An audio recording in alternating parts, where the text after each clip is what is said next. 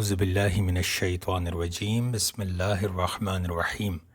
حضرت ابراہیم علیہ السلام بہت مہمان نواز تھے۔ منقول ہے کہ جب تک آپ کے دسترخوان پر مہمان نہیں آ جاتے تھے آپ کھانا تناول نہیں فرماتے تھے۔ ایک دن مہمانوں کا ایک ایسا قافلہ آپ کے گھر پر اتر پڑا کہ ان مہمانوں سے آپ خوفزدہ ہو گئے۔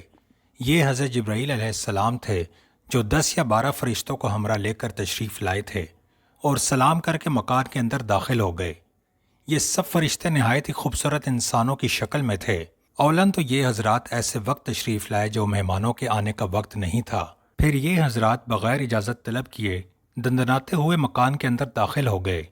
پھر جب حضرت ابراہیم علیہ السلام حسب عادت ان حضرات کی مہمان نوازی کے لیے ایک فربا بھنا ہوا بچڑا لائے تو ان حضرات نے کھانے سے انکار کر دیا۔ ان مہمانوں کی مذکورہ بالا 3 اداؤں کی وجہ سے حضرت ابراہیم علیہ السلام کو کچھ خدشہ گزرا کہ شاید یہ لوگ دشمن ہیں، کیونکہ اس زمانے کا یہی رواج تھا کہ دشمن جس گھر میں دشمنی کے لیے جاتا تھا اس گھر سے نہ کچھ کھاتا تھا اور نہ کچھ پیتا تھا۔ چنانچہ آپ علیہ السلام ان مہمانوں سے کچھ خوف محسوس فرمانے لگے۔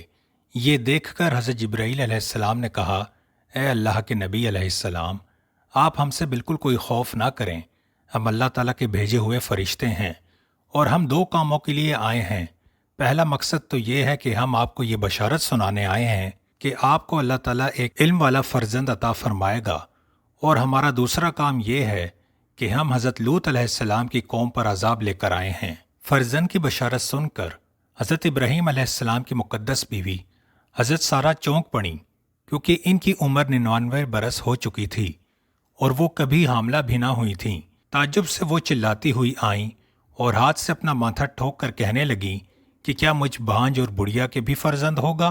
تو حضرت جبرائیل علیہ السلام نے کہا کہ ہاں، آپ کے رب کا یہی فرمان ہے، اور وہ پروردگار بڑی حکمتوں والا بہت علم والا ہے۔